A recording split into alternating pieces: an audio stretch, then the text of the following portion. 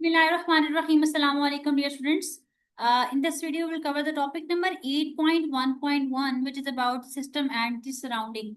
आज हम ये देखते हैं कि सिस्टम और सराउंडिंग का कॉन्सेप्ट हमारे पास क्या होता है। अच्छा, फर्स्ट हमारे पास कॉन्सेप्ट है सिस्टम का। सिस्टम क्या होता है? The part of the universe under study, यानी यूनिवर्स का वो पार्ट जिसको हम स्टडी कर रहे होते हैं, उसको हम कहते होते हैं सिस्टम। इस इमेज से समझते हैं, इस इमेज से अंडरस्टैंड करते हैं कि हमारे पास कॉन्सेप्ट क्या होता है सिस्टम का। अगर आप इस इमेज को देखें तो यहाँ पे देखें, आपके पास एक मेन आपको ब्लू सा पार्ट नजर आ रहा है, जो इस पूरी इमेज के अंदर आपकी जो नजर है वो इस पॉइंट के ऊपर है। ठीक है, तो ये आपका एक्चुअली सिस्टम है। इसको आप इस टाइम देख रहे हैं, इसको स्टडी करें, ये आपका सिस्टम है। ठीक है, इस सिस्टम के बाहर एक इसकी बाउंड्री होती है। देखिए, ये सिस्टम के बाहर इसकी ये बाउंड्री है, जहां पे सिस्टम का एरिया खत्म हो रहा होता है। और इस बाउंड्री के करीब तरीन जो एरिया होता है उसको हम कहते होते हैं सराउंडिंग।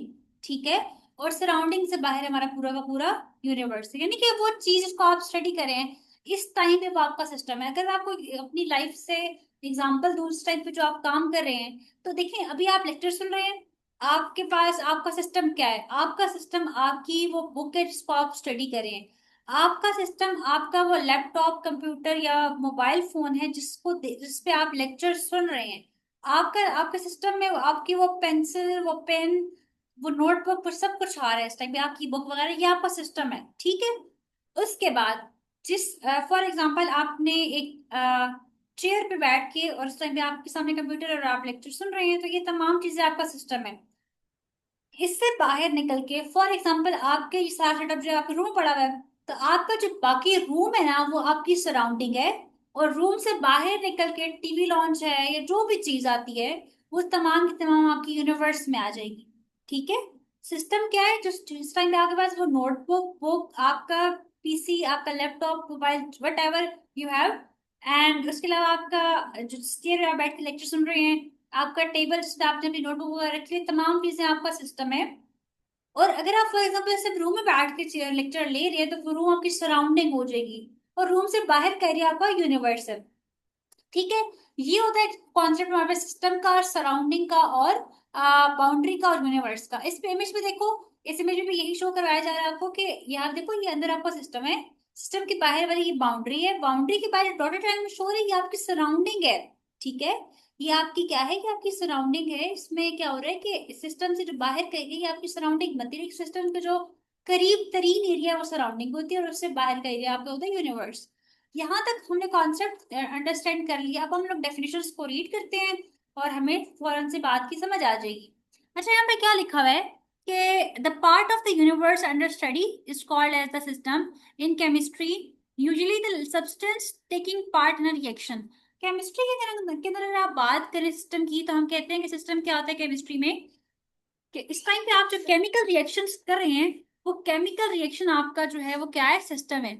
केमिस्ट्री में फॉर एग्जांपल आप लैब में सिस्टम के केमिकल रिएक्शन कर रहे हैं, तो वो केमिकल रिएक्शन आपका क्या हो जाएगा? सिस्टम है। सराउंडिंग क्या होती है? एवरीथिंग अराउंड द सिस्टम, हर वो चीज जो आउटसाइड सिस्टम होती है उसके बाहर की जो area, that is called as the surrounding, including the beaker, test tube, air etcetera. मतलब कि आप एक केमिकल रिएक्शन करें, जो अंदर एक रिएक्शन हो रहा है, फॉर एग्जांपल एसिड और बेस के मिक्सचर से को आप मिक्स करते हैं, सॉल्ट और वाटर बनता है। तो इस टाइम आपका एसिड, बेस, सॉल्ट और वाटर आपका सिस्टम है।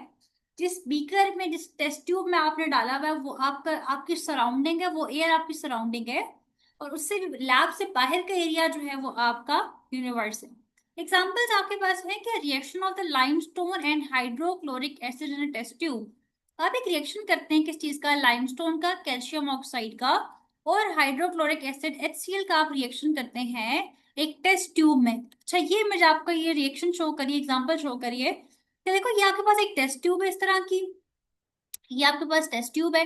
इसमें आपने क्या किया है? लाइमस्टोन को, कैल्शियम ऑक्साइड को और उसके बाद HCl जिसको हम कहते थे हाइड्रोक्लोरिक एसिड, इसको आपने ऐड किया है दोनों को, और अब आप इसको मिक्स कर रहे हैं और सोल्यूशन बनेगा। तो जब आप इसका रिएक्शन कर रहे हैं, तो ये अंदर वाले जो कैल्शियम ऑक्साइड और HCl का जो सोल्यूशन है, ये आपका सिस्टम है। The acid solution is the system and the test tube and air etcetera are the surrounding. और ये जो टेस्ट ट्यूब है, ये आपकी क्या है? सराउंडिंग है। The thermal decomposition of a compound, compound is the system. अगर अच्छा, एक और सेकंड एग्जांपल आपको ये दी जा रही है, फर्स्ट एग्जांपल है। सेकंड एग्जांपल में कहा गया कि thermal decomposition of a compound. अगर आप एक कंपाउंड की थर्मल डिकम्पोजिशन करते हैं, आप उसको हीट प्रोवाइड करके आप उसको डिकम्पोज करें, ब्रेक करें, तो वो आपका सिस्टम है। मतलब कंपाउंड आपका सिस्टम होगा। वो हीट सोर्स जिस जिस चीज में आप डाल के उसको बर्न कर रहे हैं, उसको डिकम्पोज कर रहे हैं, उसको ब्रेक डाउन उसका करवा रहे हैं, वो आपका सराउंडिंग है। आपका हीट सोर्स, वो कंटेनर, एटमॉस्फेयर, तमाम चीजें आपको क्या हो जाएंगी, सराउंडिंग। सो यहाँ तक हमारे पास कॉन्सेप्ट था सिस्टम का और सराउंडिंग का। स्टूडेंट्स, अगर आपको मेरे नोट्स रिक्वायर्ड है इस चैप्टर के यूनिट नंबर 8 के, तो आप मुझसे कांटेक्ट कर सकते हैं मेरे व्हाट्सएप पे। मेरा नंबर है +923705757951। इस पे कांटेक्ट करके आप जो है वो मुझसे नोट्स ले सकते हैं। एक्चुअली इस नोट्स में आपको इस तरह से मिलेंगे कि हर टॉपिक को मैंने प्रॉपरली एक्सप्लेन किया हुआ है। हर टॉपिक के मतलब हर टॉपिक का बहुत ही इजीएस्ट वर्डिंग में लिखा गया, हेडिंग्स के साथ। और हर टॉपिक के साथ हमने मल्टीपल चॉइस क्वेश्चन एमसीक्यूज बनाए, जिससे आपकी एमसीक्यूज की प्रिपरेशन बहुत अच्छी हो जाएगी। और ये तमाम वो एमसीक्यूज जो फेडरल बोर्ड के एग्जाम में आपके एमसीक्यूज आ सकते हैं, ठीक है। सो अगर आपको मेरे नोट्स चाहिए, अच्छा एक और चीज ये है कि उसमें तमाम एक्सरसाइज कंप्लीटली सॉल्व है। MCQs, short question answer, long question answer, think tank, each and everything exercise की जो है वो कंप्लीटली सॉल्व होगी। तो अगर आपको नोट्स चाहिए तो आपने इस नंबर पर कॉन्टेक्ट करना है, और इस नंबर पर कॉन्टेक्ट करके इंशाल्लाह आगे हमारी within a month test series start होने जा रही है, प्रिपरेशन सीरीज स्टार्ट होने जा रही है, जिसमें मैं आपको with in 2 months complete unit number complete chemistry की और फिजिक्स की तैयारी भी करवा दूंगी क्लास 9th की। और इसके साथ साथ आपकी टेस्ट सीरीज भी मैं कंडक्ट करूंगी, जिसमें हर यूनिट का हाफ हाफ यूनिट का टेस्ट लेके आपकी जो है वो कंप्लीट बुक की तैयारी करवाई जाएगी आपको। बहुत अच्छी प्रिपरेशन, जिसमें आप हाईएस्ट मार्क्स और फुल मार्क्स ले सकते हैं, ठीक है। सो आप इस नंबर पर कॉन्टेक्ट करके मुझे फर्दर आगे कोर्स की आप अपने ग्रैंड टेस्ट की शेड्यूल की जो है ना आप मुझसे इन्फॉर्मेशन ले सकते हैं कि मैम कोर्स कब स्टार्ट हो रहा है, हम कैसे इसको ज्वाइन कर सकते हैं, ठीक है। अपने आप को रजिस्टर करवा सकते हैं उसमें। ओके, सो हम आगे कंटिन्यू करते हैं। हमारे पास जो नेक्स्ट टॉपिक है, the topic number 8.2, which is about the thermochemical reactions. अब हम लोग बात करेंगे उन रिएक्शंस की, ठीक है। हम लोग केमिकल रिएक्शंस की बात करते हैं जिसमें एनर्जी का चेंज आता है, जिसमें हीट का चेंज आ रहा होता है। When a chemical change occur, जब कोई भी केमिकल चेंज आता है, energy exchange between the system, energy exchange होता है। मींस कि जब आपने H2 को O2 में ऐड किया, इनको मिक्स किया और वाटर बन गया, तो इसमें क्या हुआ है, इसमें ये हुआ है कि एनर्जी का एक्सचेंज होता है। देखिए यहाँ पे केमिकल चेंज आ रहा है ना। पहले वो हाइड्रोजन गैस और ऑक्सीजन गैस थी, बाद में जब आप दोनों को मिक्स करेंगे तो वो लिक्विड वाटर की फॉर्म में कन्वर्ट हो जाएगा। तो जब कोई केमिकल चेंज आता है, जैसे इस केमिकल रिएक्शन में चेंज आया, तो उस टाइम पे क्या होता है, एनर्जी भी एक्सचेंज होती है। एनर्जी भी चेंज होती है, सिस्टम और सराउंडिंग के मिड में एनर्जी एक्सचेंज होती है, in the form of a heat, in the form of a light, in form of a work, ठीक है। अच्छा, अब इसकी क्या एग्जाम्पल है, इसकी एग्जाम्पल ये है कि देखिए, आपके पास फॉर एग्जांपल मैं आपको बताती हूँ, आप बात करें एसी की, ठीक है। आपके रूम में लगा हुआ एसी फॉर एग्जांपल। अब क्या होता है, जब आप एसी लगाते हैं तो एसी के अंदर कुछ केमिकल रिएक्शंस हो रहे होते हैं। उन केमिकल रिएक्शंस के रिजल्ट में आपके रूम को वो एसी कूलनेस, ठंडक प्रोवाइड करता है, ठीक है। सो अब क्या हुआ कि जब केमिकल चेंज आया उस एसी के अंदर, मशीनरी के अंदर, तो रिजल्ट में एनर्जी का एक्सचेंज होता है सिस्टम और सराउंडिंग के मिड में। कैसे एक्सचेंज होता है, पहले आपके रूम की जो एनवायरनमेंट थी, रूम का जो टेम्परेचर था वो लो था। जब आपने एसी को ऑन किया, अंदर केमिकल चेंजेस हुई, केमिकल रिएक्शंस हुए एसी की मशीनरी के अंदर, तो रिजल्ट में क्या होता है कि आपके रूम बहुत ज्यादा ठंडा हो जाएगा, बहुत कूल हो जाएगा। अच्छा, अगर आप उसी रूम से बाहर निकल के टीवी लॉन्च में अपने आए, आपके रूम के बाहर का जो भी एरिया उसमें आप आते हैं, तो आपको एक एक क्लियर डिफरेंस नजर आता है टेम्परेचर में। रूम का टेम्परेचर टोटली डिफरेंट होता है, और उस टीवी लॉन्च का जहां पे वो एसी नहीं लगा हुआ उसका टेम्परेचर टोटली डिफरेंट होता है। तो क्या हुआ, एनर्जी एक्सचेंज हो गई है सिस्टम और सराउंडिंग में। इस टाइम जिस रूम में एसी लगा है वो आपका सिस्टम है ना, और उसके बाहर वाला एरिया तो आपका सराउंडिंग है। तो देखो, अंदर का टेम्परेचर चेंज, बाहर का टेम्परेचर चेंज, दिस मीन्स के हीट में चेंज आया। हीट का चेंज मीन्स के एनर्जी का चेंज आना, ठीक है। आगे देखिए, a chemical reaction accompanied by evolution or absorption of heat is called as the thermochemical reactions। thermochemical reactions ये होता है कि जब भी कोई केमिकल रिएक्शन होता है और इस केमिकल रिएक्शन के रिजल्ट में या तो हीट एनर्जी एब्जॉर्ब होती है या हीट एनर्जी इवॉल्व होती है। इवॉल्व, एवोल्यूशन वर्ड इवॉल्व से निकला है। इवॉल्व का मतलब होता है रिलीज होती है, यानी कि एक्सक्रीट आउट होती है, बाहर की तरफ निकलती है, आउटसाइड मूव करती है। तो उसको हम कहते हैं थर्मोकेमिकल रिएक्शन। या किसी केमिकल रिएक्शन के रिजल्ट में जब एनर्जी रिलीज होती है यानी इवॉल्व होती है, या जब एनर्जी एब्जॉर्ब होती है, so this is called as the thermochemical reaction. It is represented by a balanced chemical equation that also shows the heat change delta H। कहते हैं कि आप इसको एक बैलेंस्ड केमिकल इक्वेशन से भी शो कर सकते हैं, और उस केमिकल इक्वेशन में जो चेंज आया हीट का, उसको आप डेल्टा H से रिप्रेजेंट कर सकते हैं। फॉर एग्जाम्पल, जब H2 ने O2 में आके मिक्सचर में एडिशन हुई इसकी और वाटर बना, इसको ये केमिकल इक्वेशन में जो एनर्जी का चेंज आया डेल्टा एच से आप उसको रिप्रेजेंट कर सकते हैं, और इसको पूरे के पूरी जो आपका रिएक्शन हो रहा है उसको आप एक केमिकल इक्वेशन की फॉर्म में लिख सकते हैं। अच्छा, एक और बात है, थर्मोकेमिस्ट्री क्या होती है? What is thermochemistry? The branch of chemistry that studies the heat changes in a chemical reaction. अच्छा, ये हमारे पास केमिस्ट्री की ऐसी ब्रांच है जो क्या करती है, जो हमारे पास हीट चेंजेस को स्टडी करती है, जिसमें हम लोग हीट के चेंजेस को, एनर्जी के चेंजेस स्टडी करते हैं, उसको हम लोग कहते होते हैं थर्मोकेमिस्ट्री। फॉर एग्जाम्पल, अब देखो एक रिएक्शन है कि जब कार्बन, हमारे पास एक एटम है कार्बन जो कि सॉलिड फॉर्म में होता है, जब ये ऑक्सीजन के साथ रिएक्शन करता है तो रिजल्ट में कार्बन डाइऑक्साइड गैस बन जाती है। अब जब ये रिएक्शन हुआ था तो इसमें एक एनर्जी का चेंज आया था।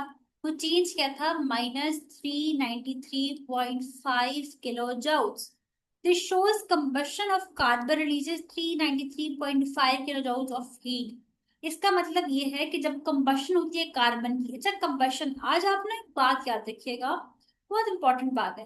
कहीं पे लिखा हुआ ना कंबशन, तो इस पे बहुत ज्यादा कंफ्यूज ना हुआ करिए। कंबशन पता नहीं क्या होता है, कंबशन रिएक्शंस कौन से होते हैं। तो कभी भी कोई एटम जब ऑक्सीजन से रिएक्शन करता है ना, तो इस रिएक्शन को हम कहते हैं कंबशन रिएक्शन। जब भी कोई भी एटम, कोई एलिमेंट, कोई भी चीज जब ऑक्सीजन से रिएक्शन करती है, that reaction is called as the combustion reaction. तो जब कार्बन की कंबशन हुई, यानी कार्बन ने जब ऑक्सीजन से रिएक्शन किया, रिजल्ट में कार्बन डाइऑक्साइड बना, तो कितनी एनर्जी रिलीज होती है इसमें? -393.5 किलो जाउल। किलो जाउल क्या होता है? ये हमारे पास हीट का, एनर्जी का यूनिट होता है। ठीक है। अच्छा, एक और बात आप यहाँ पे अंडरस्टैंड करें, हम लोग अपना क्या एम रखेंगे कि हमने हर पॉइंट को समझना है। क्या लिखा हुआ है कि रिलीजेस 393.5, इसका मतलब है कि इसके अंदर जब कार्बन CO2 से रिएक्शन करते हैं, CO2 बनाता है, तब एनर्जी एब्जॉर्ब नहीं होती, हमें एनर्जी देनी नहीं पड़ती सिस्टम को, बल्कि एनर्जी उससे खुद बहुत रिलीज होती है, निकलती है बाहर। एक बात। दूसरी बात है यहाँ पे साइन नेगेटिव का। आप लोगों ने आज के बाद याद रखना है, जब भी कोई सिस्टम एनर्जी रिलीज करता है तो उसके साथ माइनस का साइन आता है। क्या आपको नहीं पता कि इस रिएक्शन में एनर्जी रिलीज हुई है या अब्सॉर्ब हुई है? आप साइन को देख के बता सकते हैं। अगर आपके पास साइन नेगेटिव का है, इसका मतलब है कि हीट जो है वो रिलीज हुई है। अगर आपके पास साइन पॉजिटिव का है, इसका मतलब है कि यहाँ पे हीट क्या हुई है? एब्जॉर्ब हुई है। ठीक है। अगर हीट रिलीज होती है, इसका मतलब है कि रिएक्शन क्या है? एक्सोथर्मिक। अगर हमारे पास हीट एब्जॉर्ब होती है, इसका मतलब है कि रिएक्शन क्या है? एंडोथर्मिक। सॉरी, यहाँ पे आएगा आपके पास एंडोथर्मिक। मतलब कि एक्सो का मतलब होता है कि एक्सो, देखो एग्जिट से निकला, एग्जिट से, एग्जिट क्या होता है? निकलना। आपने बहुत जगह पे देखो, मॉल्स में लिखा होता है ना कि ये एग्जिट वाला रास्ता है, यहाँ से बाहर निकलने का रास्ता। तो एक्सो, एग्जिट से निकला, इसका मतलब है कि हीट अब रिलीज हो रही है, हीट बाहर निकल रही है। लेकिन एंडो का मतलब होता है अंदर की तरफ आना, एंडो अंदर की तरफ से। ठीक है। अच्छा, उससे क्या होता है? उसमें क्या होता है? हीट एनर्जी क्या होगी? एब्जॉर्ब होती है। आज हमने स्टूडेंट स्टडी कर लिया है थर्मोकेमिकल रिएक्शंस को, और साथ हमने सराउंडिंग एंड सिस्टम का कॉन्सेप्ट भी अंडरस्टैंड कर लिया। इंशाल्लाह नेक्स्ट लेक्चर में हम लोग टाइप्स ऑफ थर्मल रिएक्शंस को, सॉरी थर्मोकेमिकल रिएक्शन को अंडरस्टैंड करेंगे। लेक्चर बहुत जो है वो लेंथी हो जाएगा, इसलिए मैं इसको यहाँ पे एंड कर रही हूँ। इंशाल्लाह नेक्स्ट लेक्चर में आपको जो नेक्स्ट पार्ट मिलेगा, उसमें आप जो है वो अपना कॉन्सेप्ट अंडरस्टैंड कर सकते हैं थर्मोकेमिकल रिएक्शन की टाइप्स का। ठीक है। मुझे अपनी दुआ में याद रखिएगा। अगर आपको लेक्चर अच्छा लगता है तो इसको जरूर लाइक करें, चैनल को और सब्सक्राइब मस्ट किया करें। इसके अलावा आप जो है वो आपने इसको शेयर करना है अपने फ्रेंड्स के साथ, अपने क्लास फेलोज के साथ इसको शेयर करें। अगर आपको एक अच्छी चीज मिल रही है, आपको लगता है कि आप कुछ सीख रहे हैं यहाँ से, कुछ अंडरस्टैंड करें, तो जरूर अपने फ्रेंड्स एंड फैमिली तक भी पहुंचाएं, ताकि बाकी बच्चों को भी इससे फायदा हो सके और वो भी बहुत अच्छे नंबर गेन कर सके। इल्म फैलाना भी बहुत बड़ी नेमत होती है। ठीक है, आपने हमेशा मुझे अपनी दुआ में याद रखना है, अपने पेरेंट्स का बहुत ख्याल रखना है, अपना भी ख्याल रखना है, और मुझे अपनी दुआ में याद रखिएगा। Until the next lecture, Allah Hafiz.